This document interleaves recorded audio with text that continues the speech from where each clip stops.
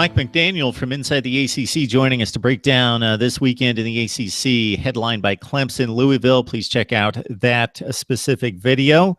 One of the more underrated and undervalued performances of week 2, in my opinion, was a game that I locked in on for a time that I thought was going to be a very competitive, interesting game between the Big Ten and the ACC, Northwestern at Duke. I was not shocked that the Blue Devils won the game, but that they completely tore Northwestern to shreds.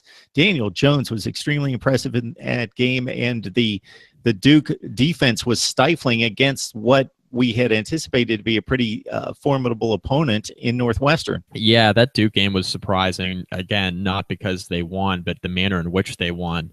I think people are going to come out of that game last week and overrating Duke a little bit because Northwestern did look so bad, especially offensively. But you look at Duke, I mean, they play an FCS opponent in week 1, and then last weekend they roll Northwestern, obviously off to a 2-0 start, and Daniel Jones is one of the best quarterbacks in the conference, no question about that.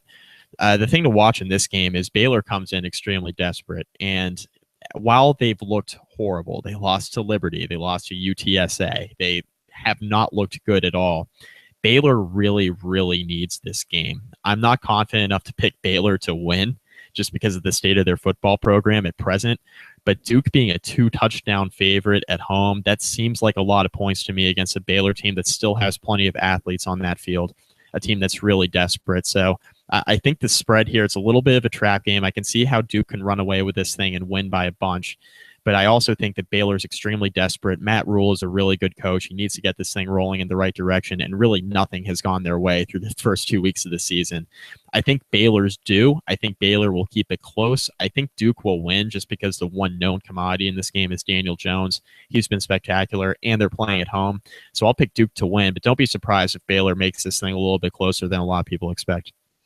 Yeah, new coaches in the Big 12 having issues looking at Tom Herman, and then especially Matt Rule, and facing two group of 5 and FCS opponents the first 2 weeks. It's amazing that Baylor is 0-2 at this standpoint, and really an embarrassment at this point heading out to Duke. But I'm with you in regards to that point spread possibly being a little heavy